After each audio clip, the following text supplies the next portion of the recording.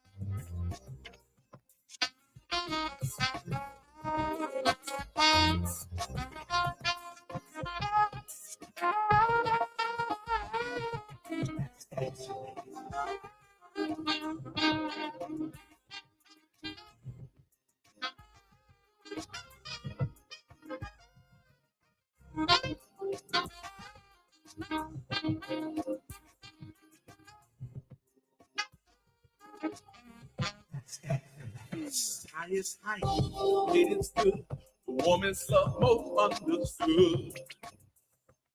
Upside is thought for all to see.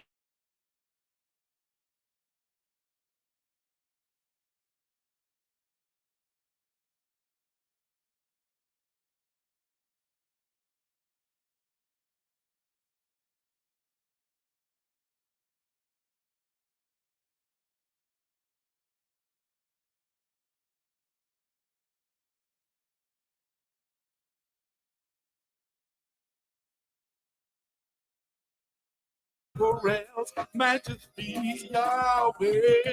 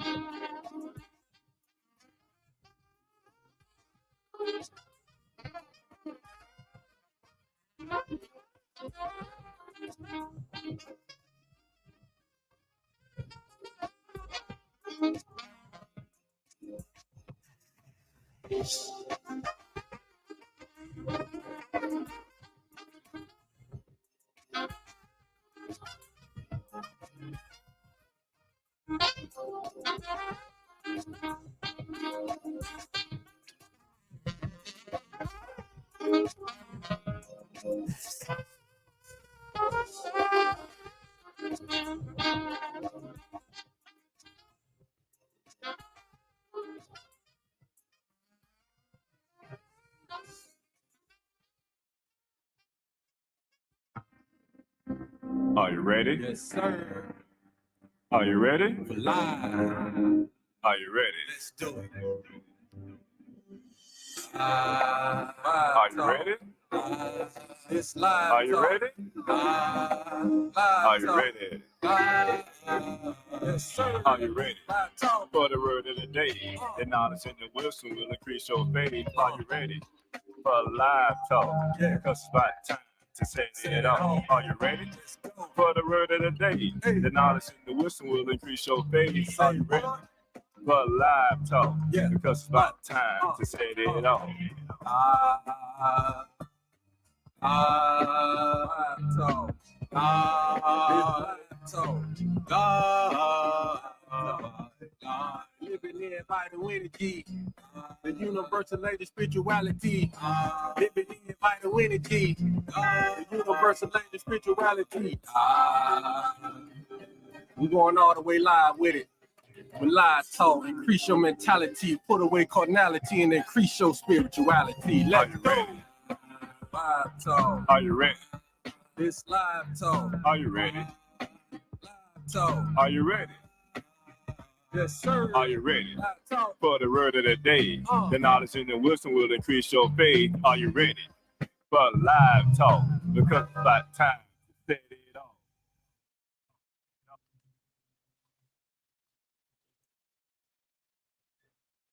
Are you ready? Let's do it. Are you ready? This live Are you talk. ready? Live Are you talk. ready? Yes, sir. Are you ready? All right. Are we on? All right. Greetings and welcome to Live Talk. I am your host, Arthur Jeremiah, alongside my co-host, the minister, Samuel. Hey, welcome back to Live Talk. All right. Before we get into anything, let's go to our general statement and disclaimer. General statement. Live Talk is proudly powered by TBS Goodwill, Builders of the Highway Foundation, and Men of Purpose. Together, we're bringing about awareness to the everyday challenges facing individuals, communities, and our nation. We tell our stories, listen to yours, and always respect different perspectives. Want to share your voice? Email us at livetalkorl@gmail.com to be a guest, or if you would like to contribute to our mission, purpose, go to livetalkorl.com to give a donation. Disclaimer. Information provided during this event and others to come does not constitute the official opinion of Live Talk or its affiliate entities. It is strongly recommended that viewers seek independent expert advice regarding any topics discussed, as legal requirements differ significantly across jurisdictions and are subject to frequent changes. If you have questions or concerns, you can always email us at livetalkorl@gmail.com, or you can DM us on Facebook and or Instagram at Live Talk Orlando. We're not. Okay. That's right. We go pre-record. Okay. All right. Just make sure you give me a thumbs. All right. So we want to make sure that we get that out of the way. Our general statement disclaimer. And I know the minister, you was running. It's storming out there, minister. Yeah, we got some serious weather going on out here. The rain is definitely a blessing, but at the same time, the infrastructure on the roads, when you get a lot of rain, 4 lanes turn into 1. It sure does, and that slows up traffic. Everybody goes to the center because the outsides are up there. So that we're gonna hope that the city and the county governments continue to work expeditiously before we get a hurricane. Right. They said there's supposed to be some weather come through this way this weekend. Hopefully that clears up. But just running a little bit behind because of the weather. However, we are back. We are live. So, hey, it's always it's a good thing to be live. But before we get into anything, we always want to just give you a rundown of the show today. And first and foremost, we have a word of the day by the minister. Right after that, we'll go to a short commercial break, and then we'll come back with our main topic. And today we'll be talking with a dear brother. He had, I would like to say, he done went through the shadow of walked through the shadow of death, and now he has transitioned. So that topic is beyond the walls, rebuilding life on the outside. So we'll be kind of going into that. And then right after that, we'll go to another commercial break, and then we'll come back with some real news. We'll conclude with a quote or a reading from the host. Haven't decided as of yet. But with no further ado, Minister, what is the word of today? Okay, today, the word of the day is going to be healing. Healing. And healing, by definition, is the process of making or becoming sound or whole again. Healing is to heal, to make free from injury or disease. Heal is to restore to health, to make well again, to restore to the original purity or integrity. Healing is the process in which a bad situation or painful emotion ends or improves. Some synonyms of healing are to cure, to treat, rehabilitate, fix, recover, and come back. Now, there's a quote on healing, and it's kind of relevant, especially with our guest coming today. It says that sometimes God has to put you in a temporary situation to prepare you for your permanent position, as well as freeing yourself was one thing. Claiming ownership of that freedom is another. So that's our word today is healing and heal. Awesome, awesome. Indeed, it is. When we think about healing, we're going to talk about that today. Do enjoy that word. So thank you for that word of today, Minister. And we're going to get deeper into that right after this commercial break. What do all these people have in common besides a beautiful smile, healthy teeth, and gums? They all use Zadi toothpaste. Zadi toothpaste is made with all natural ingredients. Zadi toothpaste is fortified with moringa and baking soda. Zadi toothpaste is suds-free, making it an excellent choice for kids. All natural, fortified, and suds-free. Get yours today at noystore.com.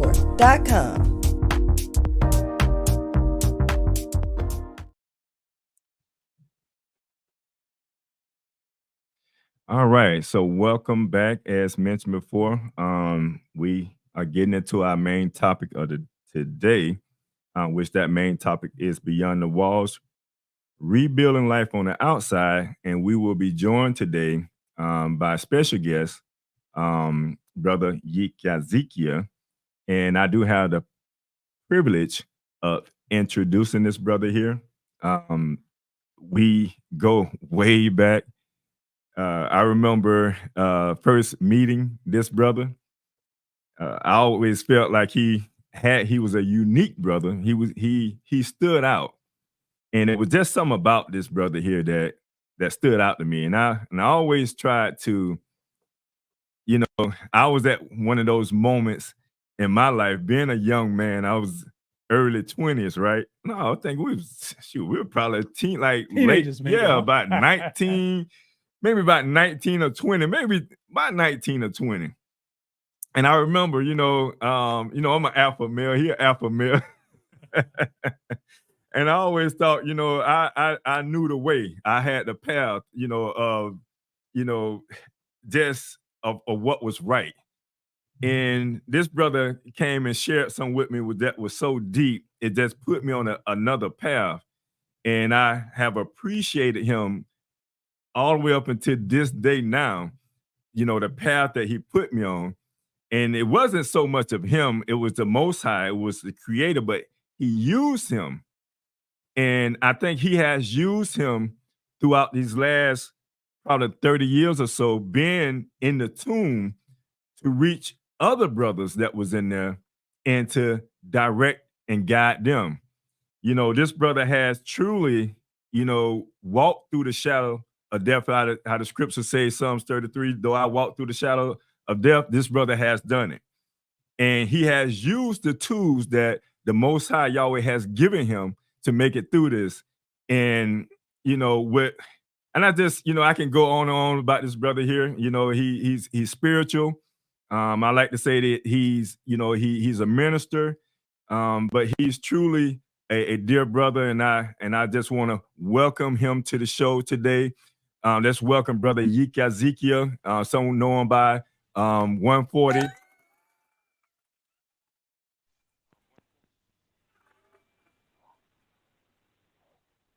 Greetings. Shalom. How you doing, brother?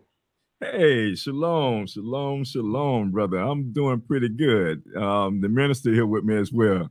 Shalom and welcome, brother. It is definitely a pleasure to have you with us today, as we actually begin season 5, Episode one. Yes, indeed. So we look forward to you joining us today to bring your energy, as well as your story, that which you want to share. So looking forward to it. Yes, sir, indeed. So my brother, I kind of did a small intro. I don't know if you was on and kind of heard the small intro I did, but just to kind of let the audience know who you are, just share with the audience. Well, as the brother said, my Hebrew name is Yisha Ezekiel, but most people know me as Flight 140 and from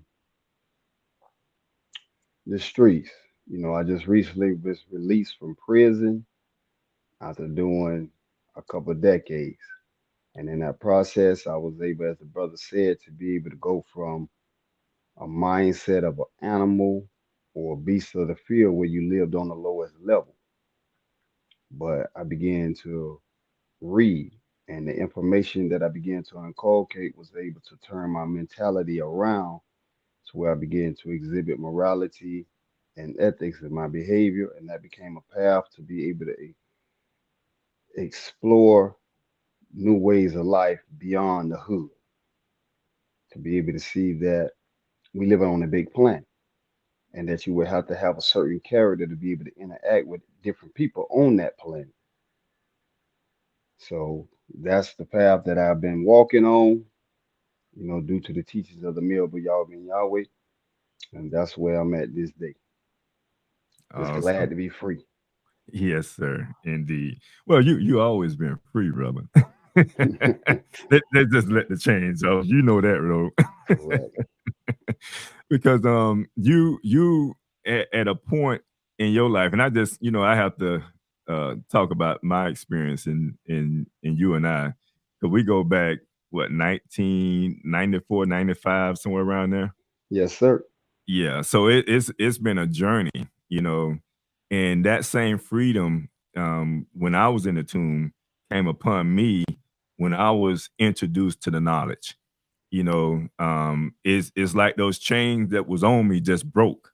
You get what I'm saying? So I know you've been free the whole time, and it just is Yahweh's will that you're in the position that you're in right now to take it even further than where he had you at that moment. So that's kind of going back, just thinking about, your daily life that's coming into the tomb, what it was like. What's your mentality, at that point of your life? Well, I was at a stage that, being young like that right there and being a gangster, the only thing on your mind was, continuing the legacy that you was trying to create on the negative polarity. You came into an atmosphere that was, as you say, nothing but alpha males. And this atmosphere was built to destroy you physically as well as mentally. So you just wanted to find your place to be able to thrive and flourish in that right there. So you may have felt you had to be more aggressive.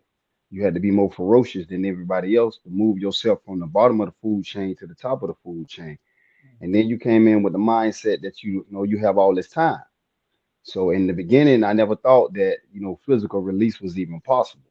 I couldn't see that far down the line because I knew my mindset and what my path was finna be while I was in there. You come in the attitude, you hear the stories about how dudes disrespectful and everything that's in prison. So when you getting ready to go there, you already got your mind made. Or if they try me, or if they come at me this way, I'm gonna react in this manner. So you know you had to be more violent than everybody else in order to earn that level of respect to where you ain't gonna have no more issues. So it was a whole new world. You know, that society right there, like I said, is created to crush you. You know, there's no intellectual programs that help you alter your mentality. So if you don't develop a self program and become autodidactic, then your mentality is going to get worse because you're going to meet people from different cities that hustle different ways, and you're going to extract what they got and implement it into your arsenal. And now you're going to think you're a super criminal. And this is the reason the revolving door is so great with dudes coming in and out of prison because there's nothing set up to be able to change their mindset from being, you know, thugs, being gangsters, being the king of the hood. So if you don't develop that on your own, then you're gonna consciously stay on that path. And like I said, you're gonna be worse because the more information that you gather, you know, people emulate their atmosphere. And when you're around all that steel, barbed wire, and concrete, not only physically but mentally, then that's what you begin to become. That's the tune that's being played. So people gonna dance to that particular melody because that's all that they're hearing. So for me, that was the mindset that I had. Luckily, I was able to escape that right there by bumping into a brother that was able to expose me to the teachings of the Alpha Yahweh Yahweh, and I was able to turn my mindset around. So as the scripture said, you know, being a modern day Lazarus, you was mentally dead, carnal, worldly, secular, but then you met the king and he blew the breath of life into you and gave you that wisdom that was able to exalt you to live life on a higher plane. So now when people see you, you know, they see that light, they see that aura that's saying that, hey, this man is somebody that I need to gravitate toward and be able to help me reach the next level in my life. So I'm just always eternally grateful for Sabian Yahweh Yahweh for being able to come and give me that wisdom to take me out of that animalistic mentality and put me on a path to be a righteous reflection and to be able to magnetize the planet. No, that's deep, brother. Well, Go right ahead, yeah, minister. my brother. First, if we already hadn't said it, if I hadn't said it, I definitely want to say it loud and clear. Um, Welcome home. Um, it's a pleasure to have you back amongst the land of the living, Mm, and it is truly a testimony um, for the amount of time that you did to be able to come out, not just with a sound body, but more specifically to have a sound mind. yes. Because you said a lot for those who were listening or who might have broke past over what that the system is designed to do. And I'm sure you can testify about this even as we get more, but most get into that system of the walls and the steel, but it's not physical. It becomes a mental, and that revolving, they become a part of that system, and they don't see a way out. It's almost like they become a part of that concrete. They Right. become a part of that steel. They become that barbed wire. So even if they make it back, um, it's like now you've become animalistic, and you can't walk amongst Can't living people. function. Yeah. And but what I wanted to ask is because I heard this and it was like from the beginning that you got a lot of time from a young age. Was Did you get that much time in the beginning, or have you ever had an experience or that led up to it, or were you one that just unfortunately got snagged with all that time at one time? Yes, you know, that was the first time I had ever been locked up. Mm, So Wow. yeah, that's crazy. I was given that time right out the gate. So that's why I said in the beginning, I wasn't farsighted enough to realize that there was going to be an end. So you live your life according to, okay, there's no rules. I'm going to be the king of this particular jungle right here. And that's the mindset that I had in the beginning. But like I say, it took new information to be able to alter that mentality because if not, there's no doubt I wouldn't be here today. You know, and as you said, my track record in the beginning, the first decade in there is terrorist material. if you was to let the guards speak of it. Mm. But like I say, I was able to change. So I'm always gonna be grateful for that, to have that So you opportunity you now. sound like you got in and became a part of the system. But and I heard Well, you mention it, and it sounded like because it's supposed to be a place. First of all, like we was talking about healing, it's supposed to be rehabilitation. Now, people say it, but since you lived it, is it designed to rehabilitate us when we go there? absolutely not. As I said, there's no curriculum set up to be able to change the mind. You come in there against a thug, a hood, and there's nothing to alter that right there. So rehabilitation, the process of that right there is to change you. Like you said, healing by definition means to free you from guilt, to free you from troubles, or to free you from evil. So there's no program to free you from evil. We know evil means wickedness, iniquities, nefarious, malicious, diabolical mentalities, liars, haters, malignity. There's no program to alter me. So if I went to an office and I said, "Excuse me, sir, but I'm mendacious. I'm a habitual liar.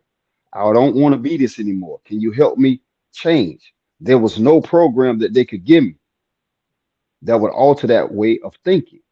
So rehab never occurs in the prison system. They call themselves the Department of Corrections. Corrections, the root word is correct. Correct, first definition in any dictionary tells you to change that which is wrong into that which is right. So there's a process to this transformation, and they don't have that process. Neither do they implement that process. And if you come with the process, then you're in opposition to them. It's similar to like Christ in the Bible. When he came teaching, raising the dead, open the eyes of the blind, then the people that were in authority were against that right there, because you're going against the system that we have already created. So you're literally taking money out of my pocket now. You're teaching the people to eat a particular diet. So now McDonald's, Burger King, the fast food restaurants are going out of business. So now they're in Congress, they're lobbying to the people that, hey man, we need people to buy these burgers. So if you're advocating stay away from the burgers, then you become the enemy of those people. So yeah, that system is created to be a fueling machine. Even now, it's still one of the biggest and fastest growing industries in America, Yep. especially within the private sector. So they need bodies to be able to fuel this machine. So how do you get bodies? You create atmospheres, you create neighborhoods that have impoverished Right. resources. So now that's going to force me, because Yahweh gave every creature two things: the ability to feed itself and the ability to defend itself. So if you're starving physically, then you're going to go out and do whatever you can to eat. Even the book tell you, don't despise a thief if he's still because he was hungry. Right. You expect this man to do what he need to do in order to survive. So in this atmosphere, you're going to have to do that. And you're doing that in the midst of thousands of other men with the same mentality. So as I said, you have to be able to do something that's going to cause you to stand out. And the rehab is not what they want, because then if you rehab everybody that's coming to prison, then there will be no more prisons. And how many people will be out of jobs?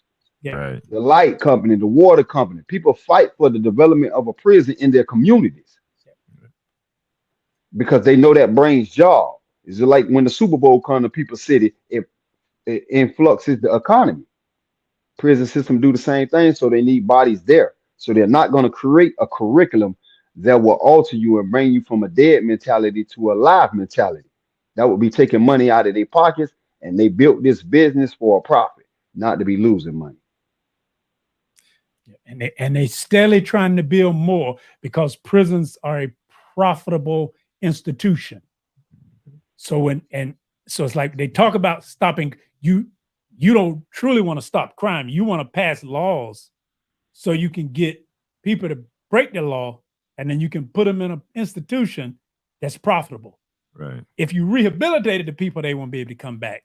But fortunately, you were able to find a way out, because there's always light in darkness. So fortunately, you were able to find some light that caused you to turn, which is a good thing. Everybody don't get that opportunity, or it's before them, but but because of the system, like you say, when you, if you got two alpha males, it's like a jungle. If you put two lions in a pit and you put one deer, what's going? Something finna happen in that situation. Yeah. Something go what? That situation is designed for disaster. Yeah, I mean, it kind of goes back to, if you ask me, it goes back to slavery.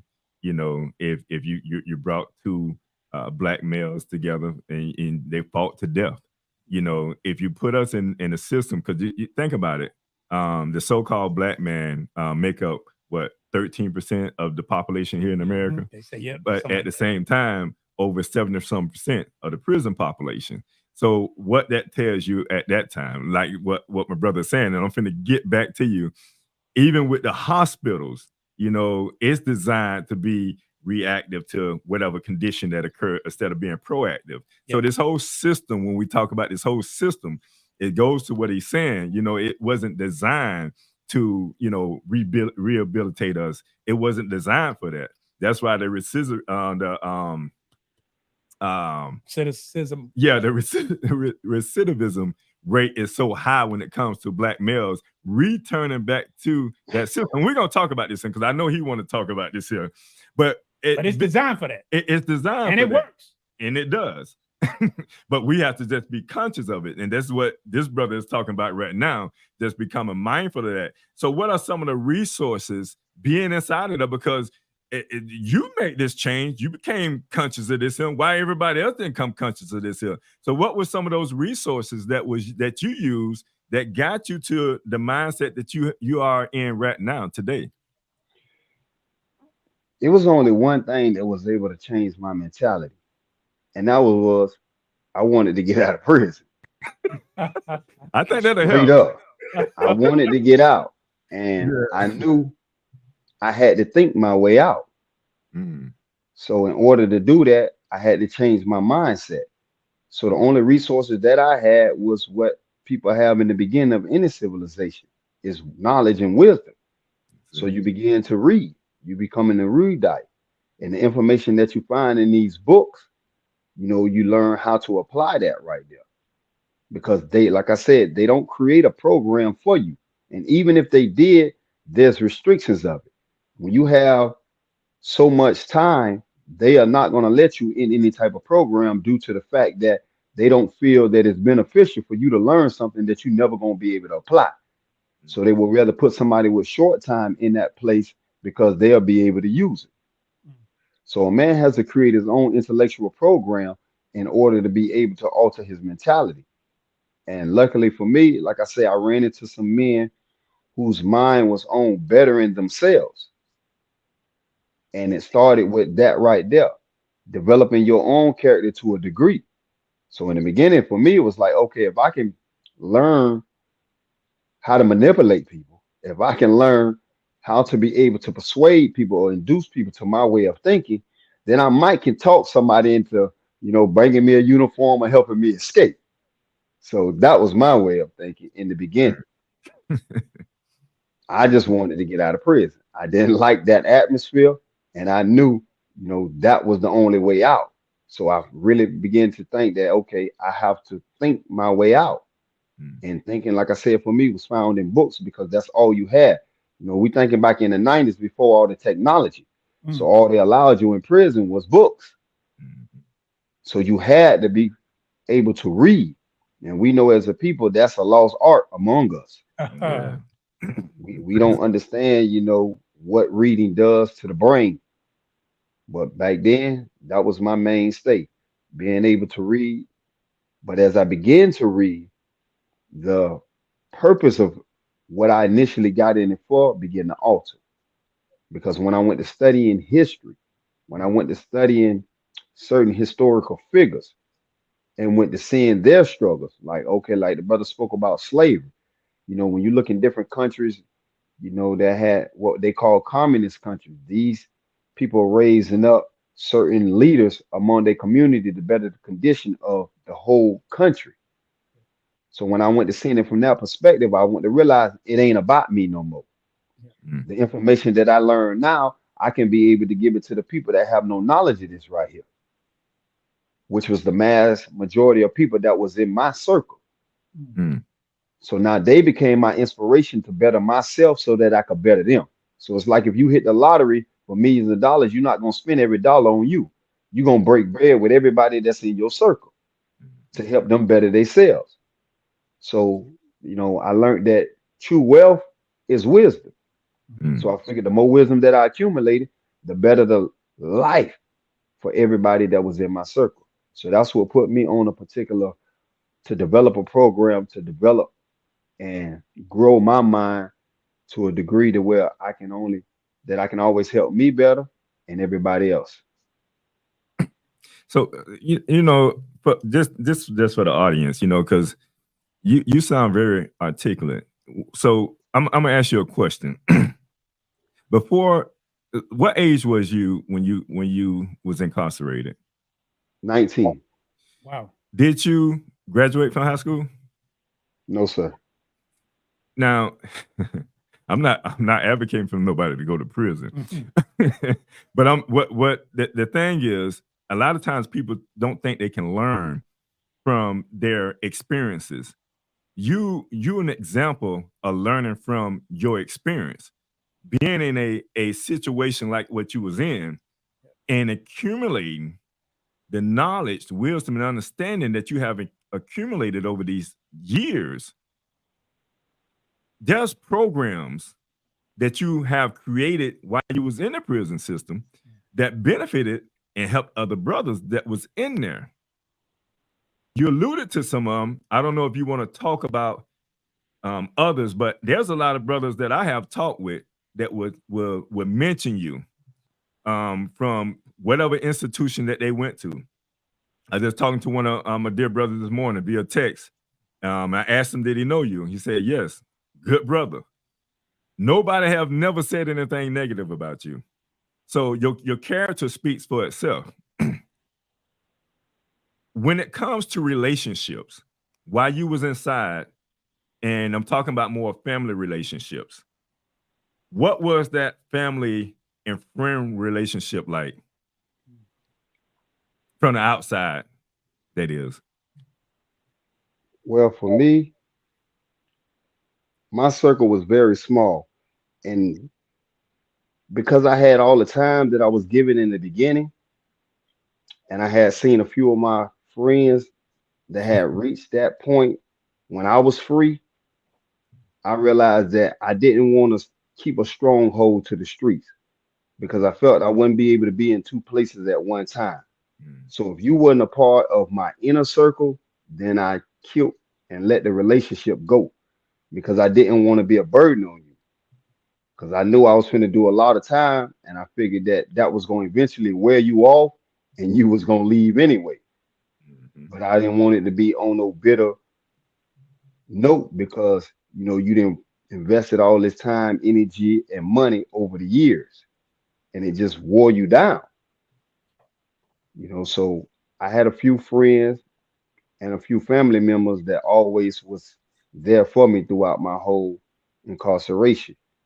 So that was motivation for me to get and stay on point because I didn't want to disappoint them Okay. from the work that they had and put in. Okay. Um, Minister, before we get into, you had any other Yeah, questions and about? it was so much, and you said some things, and I'm going back a little bit, like about reading and the age you went in. It sounded like you didn't acquire a love of reading before you went in, but that you found that love for reading once you got in. Because I'm gonna say this, like you apparently you figured out you can't punch your way out of these walls. Right. You can do that, but that's not gonna get you out. So you start looking for another alternative, and it seemed like you found that in reading and learning and studying, and then helping others with that. Yes, sir. I learned that when I met the king, Mhm.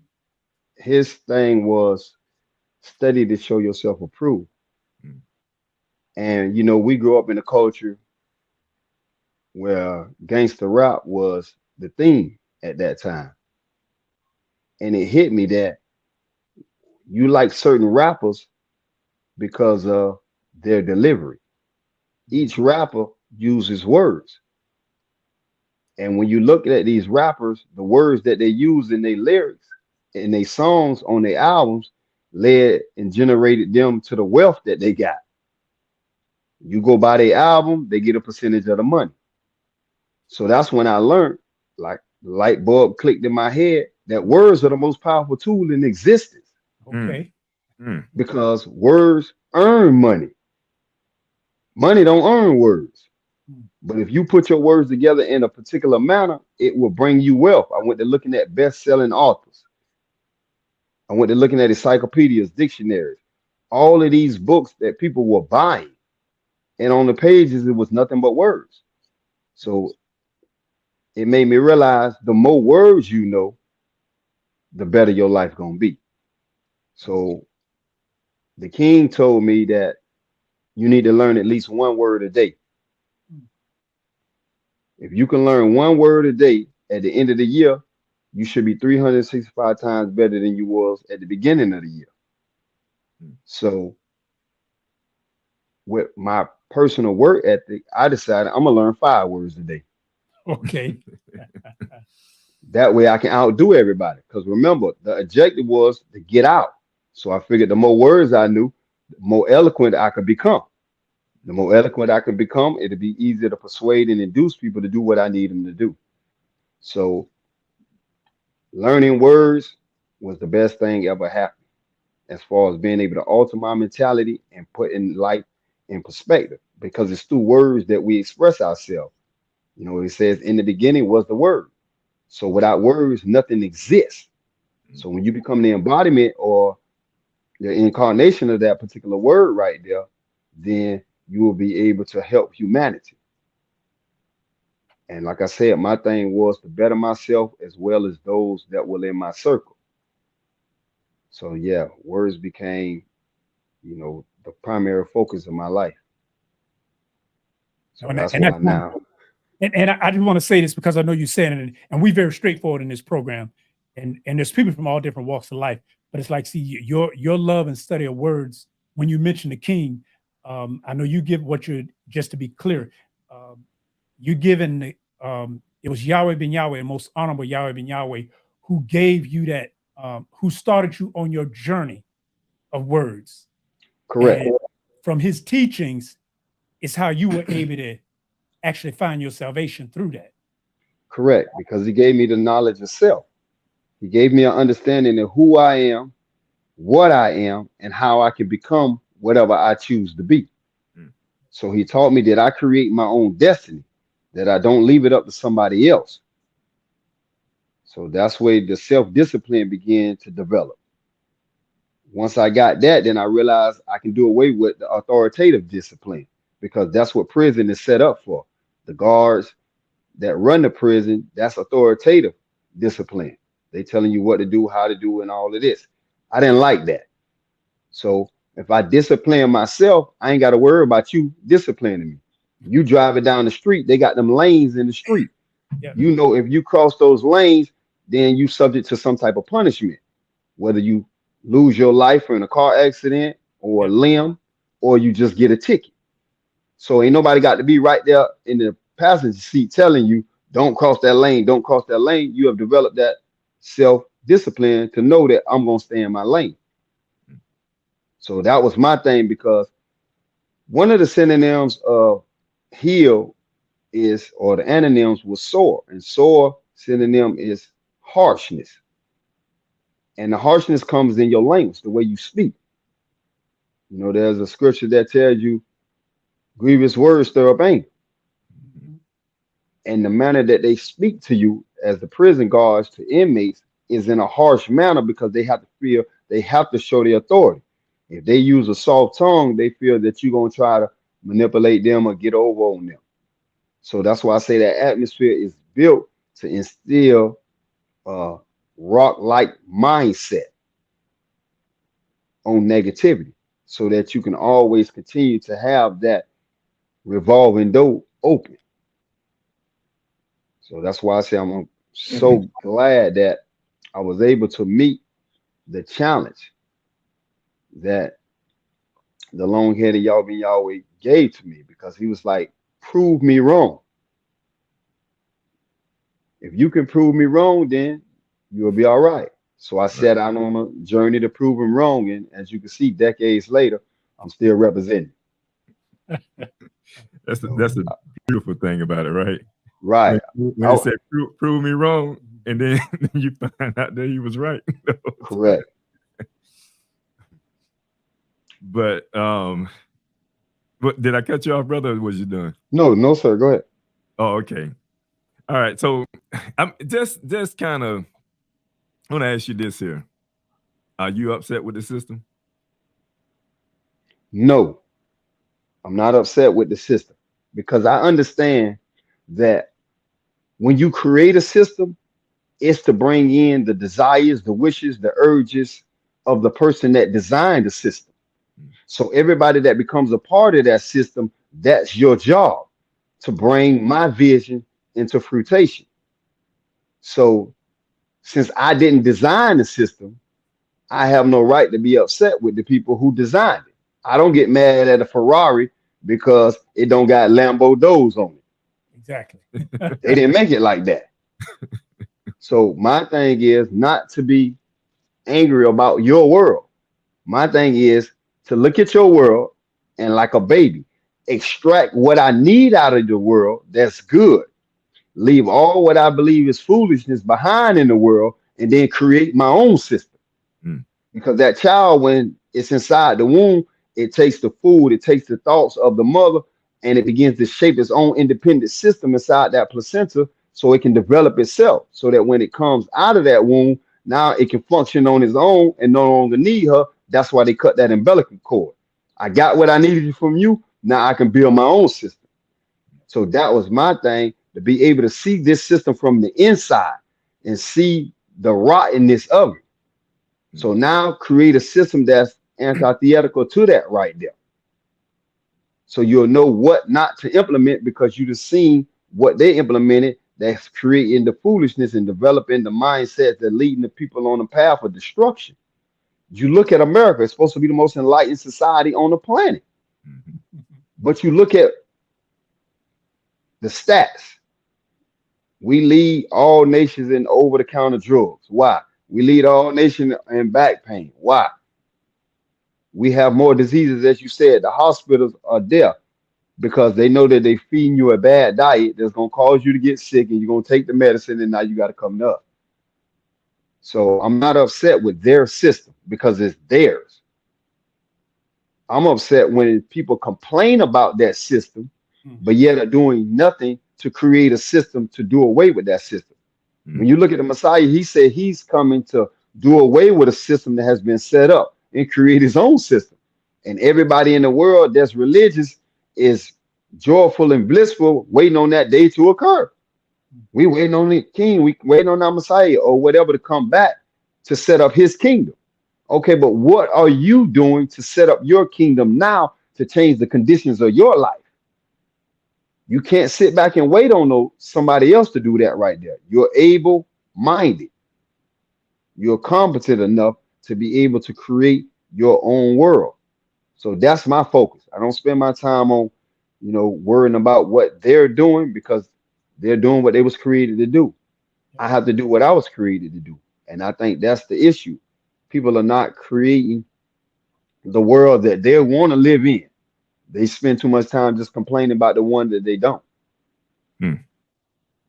Well, and I'm almost see, because it's something that you said, and I heard and from a spiritual standpoint, and I heard it say about the word, and words are important, but spiritually, you have a physical side, you have a spiritual side. So the word becoming flesh, meaning the words have to become flesh. See, people, and I'm just elaborating on what you said. I like to make it clear. See, a lot of time we're waiting on a savior. We're waiting on a Messiah, or we're complaining about the system. When the word says the word was made flesh, and if you want to say 2,000 years ago, the word was made flesh, that was true. But that same word is here today, and the word has to become flesh. And we pray, most of us, if we pray a prayer, it says, let thy will be done, which is a commandment for you to make it happen. Now, I can hear you talking about the word and about reading. There's a system, especially for young black men. A lot of them come out uneducated. But when I listen to you speak and I hear the words that you articulate, you sound very educated. But you didn't get your education from the system. The system has the opportunity for you there, but a lot of us don't get what we need out of that system.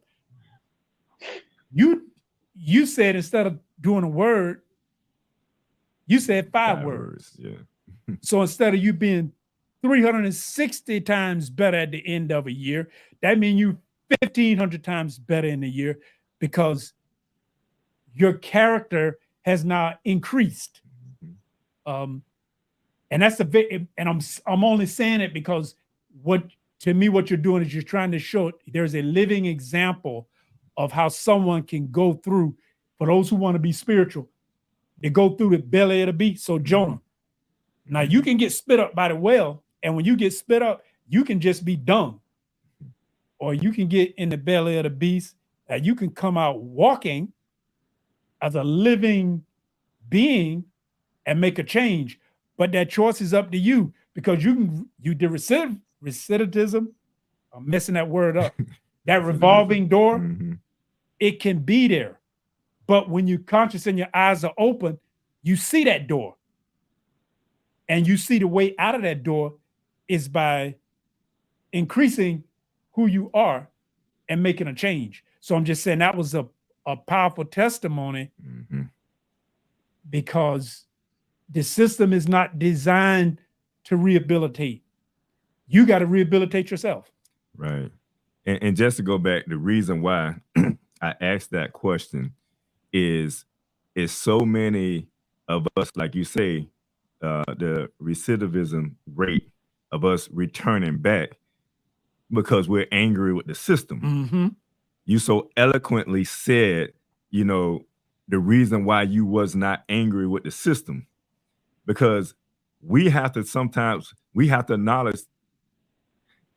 acknowledge our responsibility.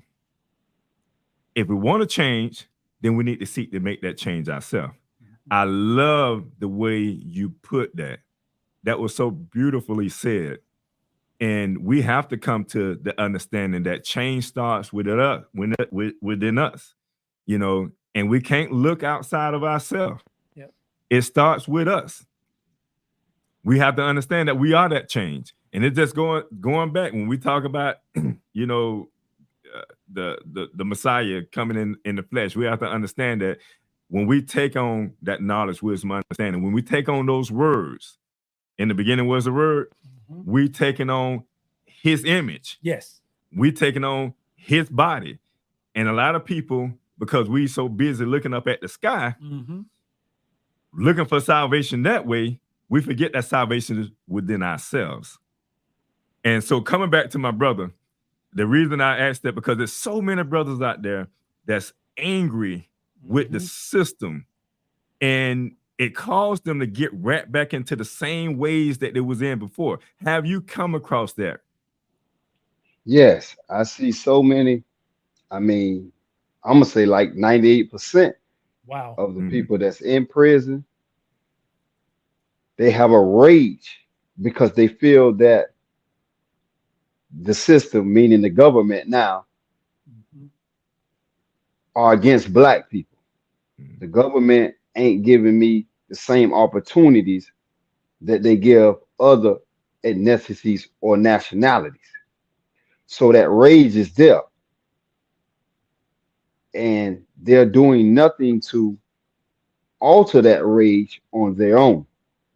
They're not taking accountability that, okay, yeah, this system was not created for you. By now, most black people know about slavery. They know that this system was put into place to keep you at a certain mental, financial, spiritual, domestic level. Cool. Now, what are you going to do about it? Yes. Our problem is we can sit and we can come to a square table and discuss the problems, but yet nobody has implemented solution to these problems within the prison system amongst themselves. So they whine about it, they murmur about it, but they're doing nothing as an individual to change their condition. So I'm always blame, man, if they would do this, I wouldn't have to do this. So there's no accountability on my part. And this is why that revolving door keeps revolving. And as you said earlier, this is why they're constantly throwing up more prisons. Yep. Because the stats show that you're going to come back because you don't want to take accountability of your behavior, what you did wrong as an adult. With free thinking, you have the ability. They're giving you the resources, especially now in prison, they got tablets. Mm-hmm. So they have access to information that. Say that again. I want you to be real clear. Yes, they have tablets that allow them to have information now that wasn't privy to us 15, 20, 25 years ago. We live in the information age. So it's not there's no excuse. It was a little bit harder because you had to get books. Correct. That means you had to wait on somebody to go to a store when they got time, to get a check when they got paid, and they had some free money to send you a book. Now they're giving inmates tablets. They're giving them different apps that allow them to learn different things. But instead of using the tablet to build up my mental qualities, I want to listen to Lil Wayne all day. I want to play video games on it all day. But then I want to turn around and, man, the system holding me back. That's impossible. They have given you every opportunity to become an intellectual giant in there because you're locked in. You spend anywhere from 20 to 21 hours a day locked inside a dormitory. What are you doing with that time? If you're spending all that time on entertainment, on TV, on just sitting around gossiping with your partners, then how could you say the system is holding you down? That's impossible. It's you holding you down because you're doing nothing to transform your way of thinking, because it was your way of thinking that got you there. So that ain't work. Let me alter. Let me try something new that may yield the same results that I was trying to get on a negative polarity. So now I can develop a skill set. I can watch different podcasts and learn different things, so that when I do get out, now I got some new information that I can try to apply. I got a new way of trying to earn in a living. I got a new way of trying to acquire the materialism that I want in my life. Like I tell brothers, the streets is always going to be there. Long as there is an America, there's going to be guns, there's going to be drugs. Yep. So that's always going to be there as an option. However, you want to give yourself multiple options to be able to succeed in this life without going to the streets, because the streets bring too much with it in order to get where you want to be. So it's the individuals. And like I said, at least 98% of them don't do nothing to build up their minds while they're in there. They just become zombies. And the system was created for that, and that's the tune that they dance to. Yes, sir. Well, I hear some music, so that means we're about getting ready to go to a break. Yes, sir. I'll say that question and comment till we come back then. So we'll go to a commercial break, but we're going to continue this topic. We normally go into some breaking news, but after this commercial break, we're going to continue this topic. All right, we'll be right back.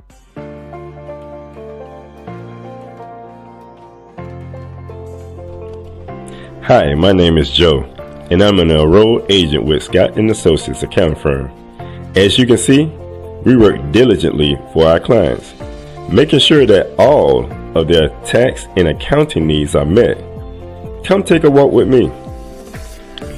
At Scott & Associates, we pride ourselves in providing exceptional service to our clients. We firmly stand behind all of the work that we do. However, we have also put measures in place to protect our clients should something ever go wrong. To schedule a tax appointment for your business or personal need, text or call us today at 321-754-1360. And remember, you can always count on Scott. Because Scott & Associates always treats me like family, I refer my family to them. So when preparing for my taxes and I know exactly what to bring in coming in, it makes the process so much easier. Anyone should hire Scott & Associates because they are professional, respectful, and very knowledgeable. And with all of my heart, I can always count on them.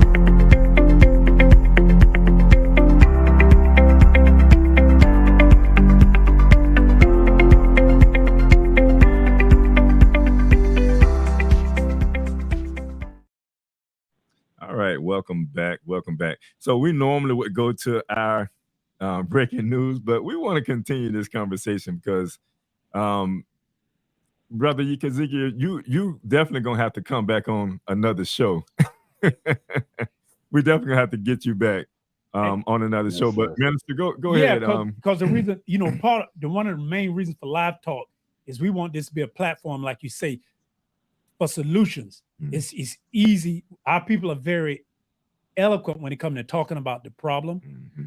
but we're not as eloquent when we come to talk about the solutions. Mm-hmm. And one of the reasons is something that you said is we don't like to take that personal responsibility. Mm.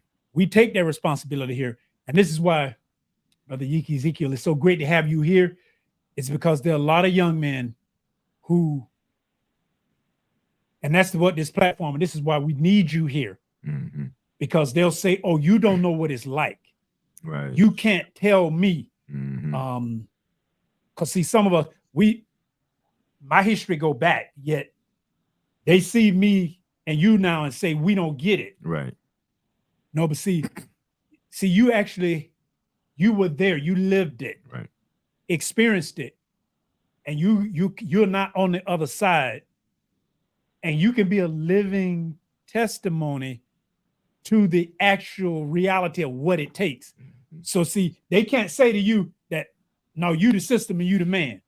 No, you the one that came through the system, and now you are the man that they should be looking to become because you have a lived experience. And that's what's so important, that now we have a living testimony of you can make this change, but there's some things you have to do. Right. And you may not want to listen to me. You may not want to listen to mama. But it's good that they can see black men and they can talk. But it's really important when they can see a black man who actually came through it. Mm-hmm.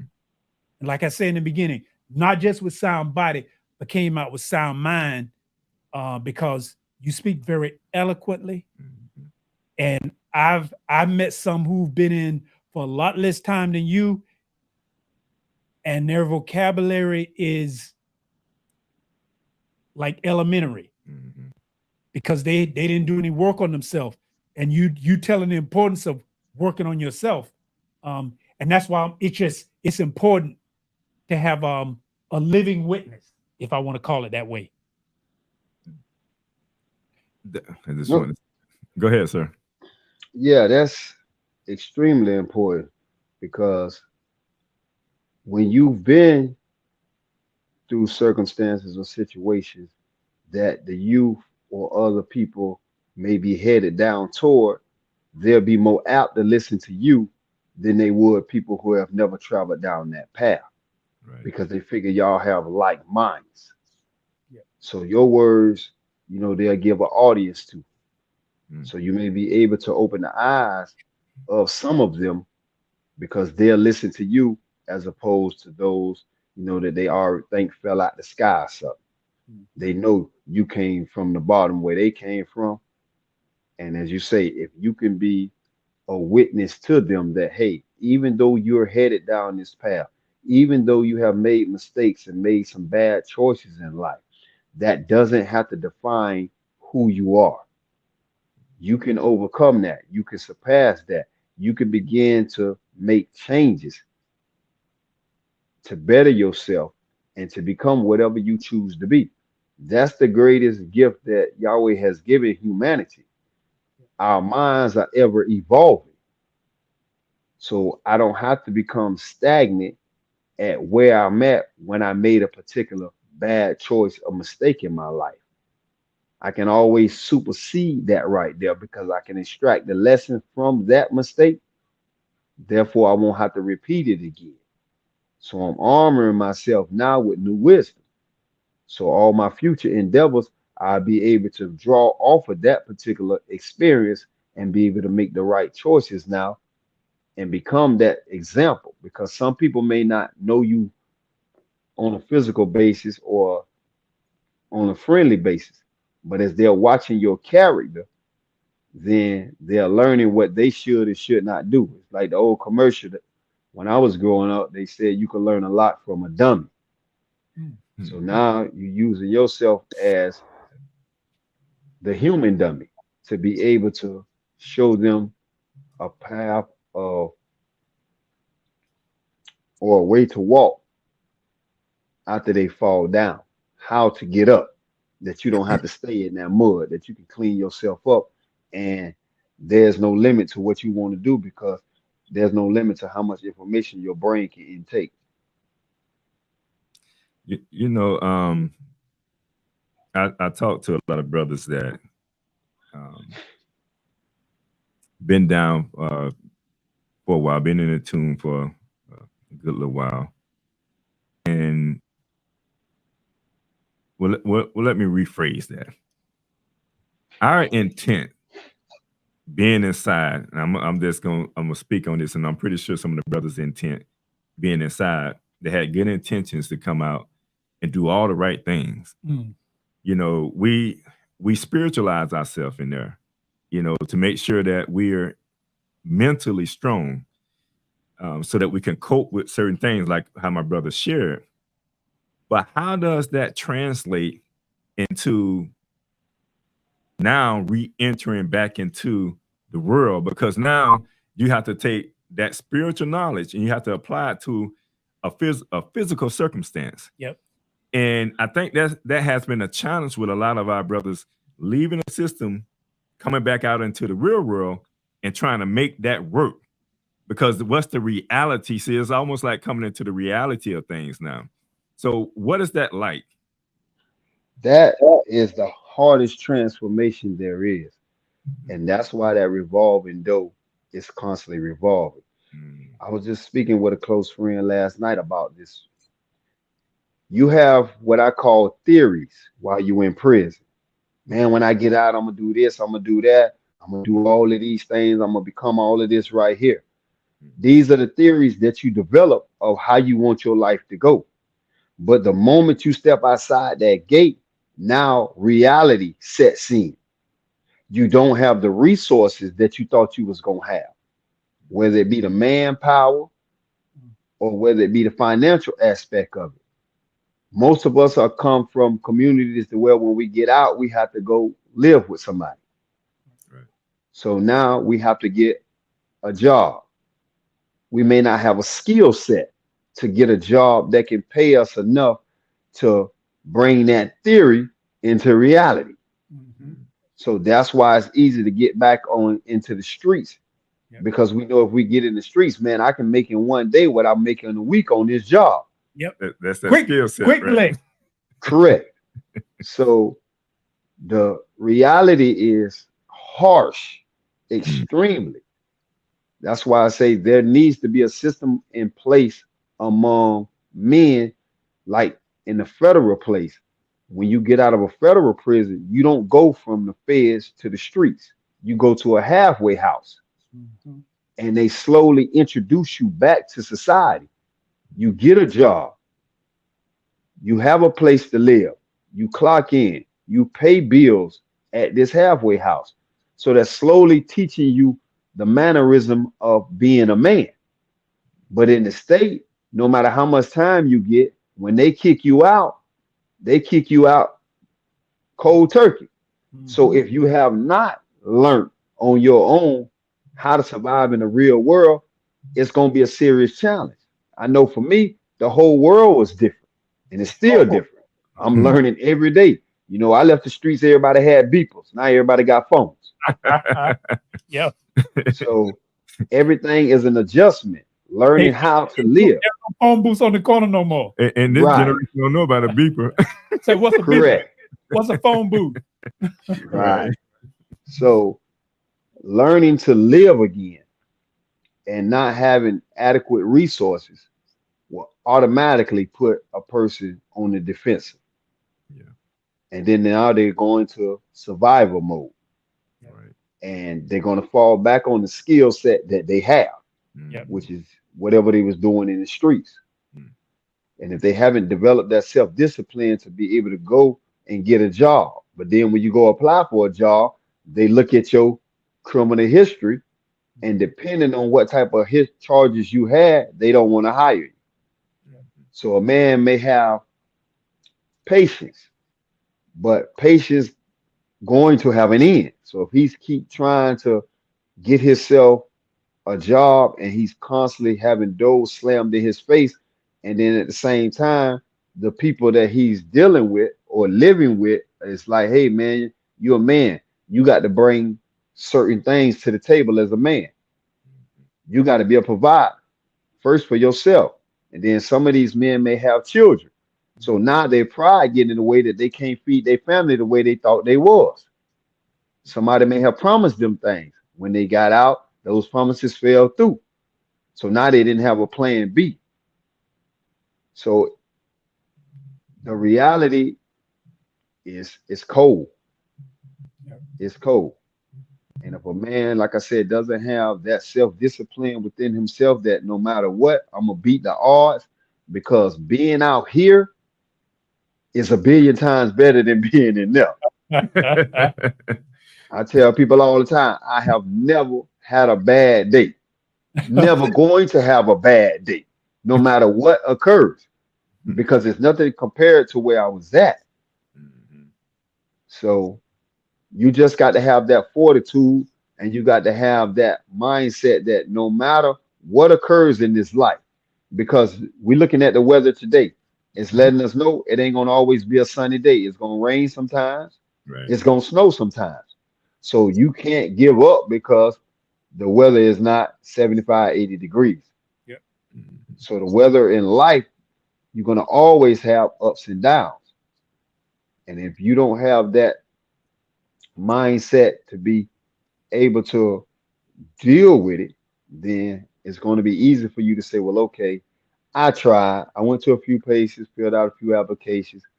That didn't work. I'm tired of my sister, my cousin, my brother telling me that I need to pay some kind of bill and do some, stop being a bum.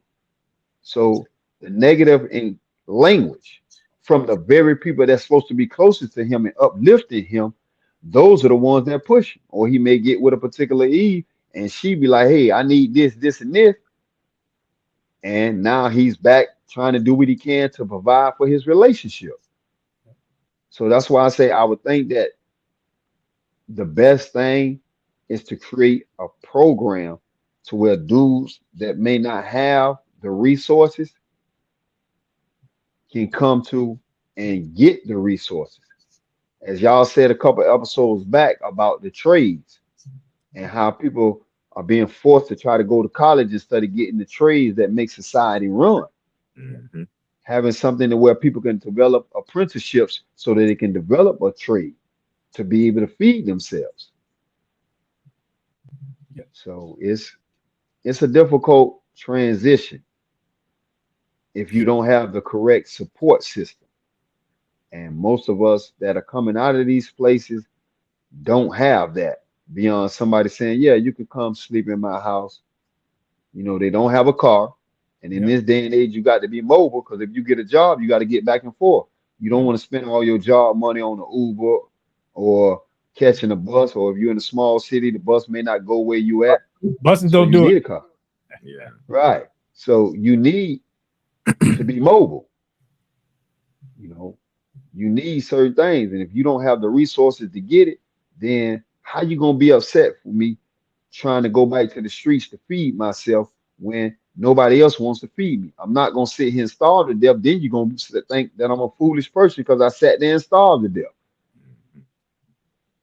Nobody's gonna do that. Like I say, nature has innately put within us the ability to feed ourselves. So if you don't give me the correct, proper, and right outlet to make that a reality, then don't wonder why you look up and I'm on breaking news. Got the Walmart hostage. Yep. You put my back against the wall. You know, you look at one of the movies I like to equate with this situation is the John Q movie. I remember that. When you took a hard-working man all his life and you put his back up against the wall and you forced him to become something that he by nature was not. And that's the situation when people are getting out of prison without adequate resources. Yeah. And since the system knows that right there, that's why they know we can build another prison because you'll be back. That's why that recidivism rate is so high amongst Correct. our community, because we don't have the resources, or if we do have the resources, we don't know where to go and get it from. But something you said real important, because we're talking solutions. As tough as it is, see some of the tools that you need, and you pointed them out. And I'm gonna say them again because you said them was, he not blaming the system. Right. That's a tool. Yeah, it is. And the rage. Because that you have to get rid of that anger. Got to get rid of that rage and anger against the system, because those are strikes against you. Because you know you're coming out, especially if you've been that low, you got a felony. So it's only certain type jobs you can get. But if you, that's why we working on these trades, because in a lot of the trades, you'll hire somebody, and that's what we as a community have to understand. Because somebody may have a history, that don't mean that they're not a good person. Right. But the first thing you look for is they're not blaming the system. They got rage. That's somebody I can try opportunity on, which is which was a big step. Because if you don't have the resources, you got to be able to get access to them. But by blaming the system and having rage, and then not building up your character, is ways to get you back in that door. If there's like he said, then the federal, which I give them a small pat on the back, because they do the halfway. Yeah. Because I had a relative that came out, and I was able to give him a job and to give him somewhere to stay while he can learn the trade. But if you in the state, like he said, you get thrown to the wolves. And if you come out blaming the system and you still got rage and you got a mark, those are strikes against you. The streets are waiting for you. The key is to know, I'm not going back to the street. So I got to start preparing early, because the street, like you say, it's not going to go anywhere. It's always there. Right. And I'm glad you pointed that out, because we are getting to the end of the show. We always want to talk about solutions. And one of the other things he said, like having a program for brothers come out to provide those resources, like you mentioned, and being able to channel your emotions when it comes to it. Because if you can't get past the rage or the anger, you can't focus on what the solution is. And that's another way to get you right back into the same situation. I want to ask this though, being in there, the 3 decades that you was in there, like as far as job that, because I know there are jobs that you do inside. Were there any jobs that associated with some type of trade that you did inside, or that you see happening inside of the institution? Absolutely not. They vet you when you come through there and you have a certain amount of time. Then they're not going to allow you, like in the early 90s when they had the trades, they wouldn't allow you to have it, because again, they figured, why get this trade to a dude that got all this time that may not be able to use it, when I can give it to a short timer that can use it? And then over the years, they took the trades because they became conscious that some of these people ain't coming back because they got a trade. So let's eliminate the trades. Let's eliminate the self-help programs. So now you have done all this time and you come out with no trade, no skill set. So you are primed to do what? To be able to feed yourself. Go back to what you was doing. Right. You coming out into an advanced technology world. and without a skill set. So what are you going to do? We do want to make sure that we, I think with the career resources, they have incentives for those that come out of prison for employers to hire them and bring them on. Right. Is there certain resources like that that we need to make available? So for our, so brothers, and sisters, we can't forget our sisters. They Right. incarcerated as well. Yep.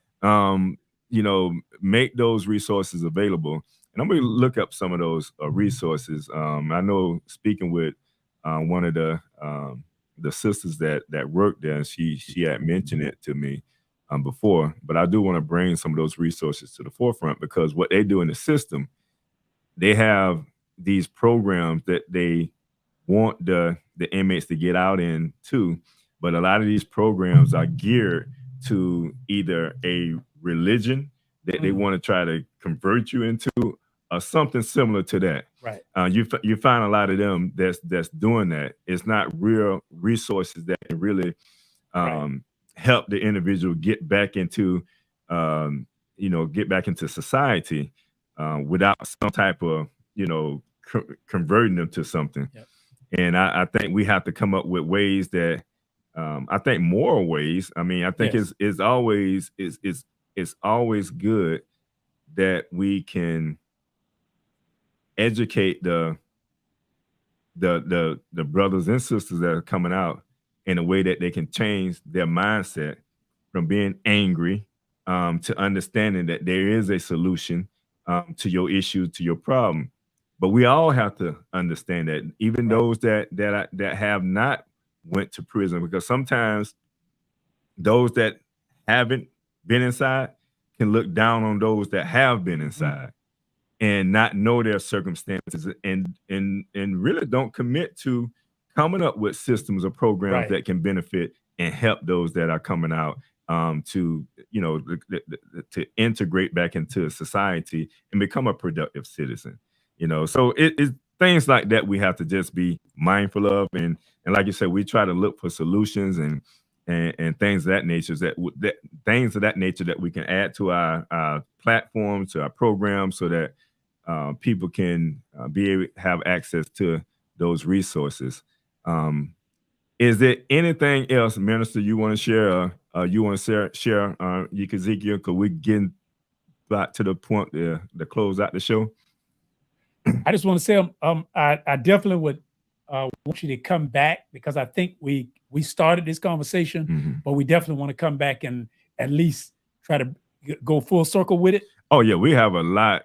We have bruh, it's a lot more that we have. You know that, because you and I would talk, Ezekiel. I mean, it's other. I got a lot of questions for you, bro.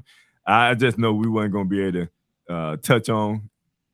Yeah, I know I was, and my engineer let me know right now that we're getting short on time, but I know we wasn't going to be able to touch on everything.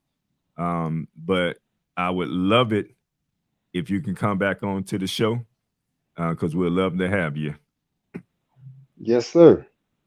Anytime. This is what's needed. Exchange the information to be able to help each other grow. Yes, sir. Indeed.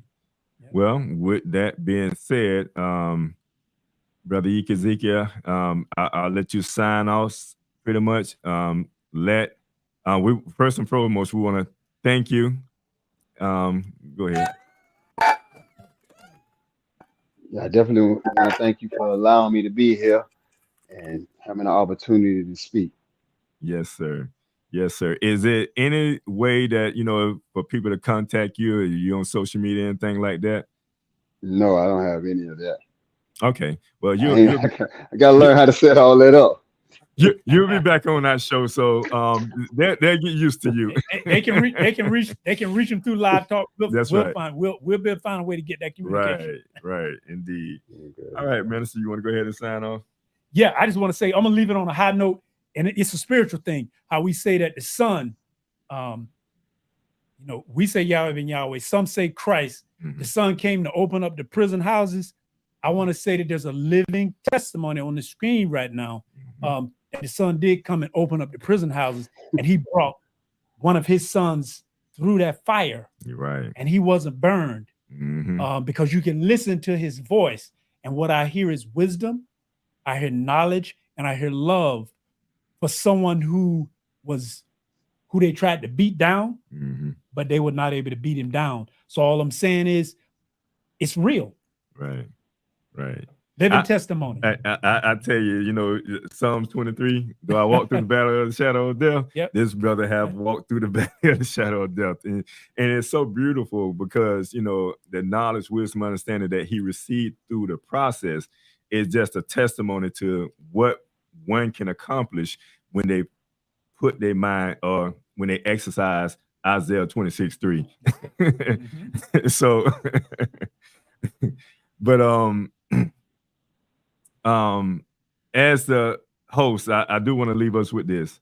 It's a motivational quote, and it's freedom isn't merely the absence of change, a chain that is, but the discovery of purpose, even after the darkness of prisons. Hope can ignite a fire that burns brighter than any cell. So we have to look at the brighter side of things. And one of the things that he mentioned, I'd rather be on this side than that side. Yes. So I like to say from the host, peace and prosperity. And from Live Talk, we are out.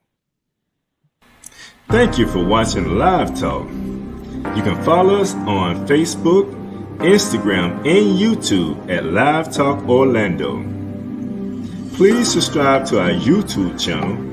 Hit on the notification button so that you can see more videos like this. You want to join the show? Email us at livetalkorl@gmail.com. You can also follow the host on Facebook and Instagram at Arthur Jeremiah. And visit the website, thenoystore.com, to pick up your copy of The Spiritual Significance of a Name.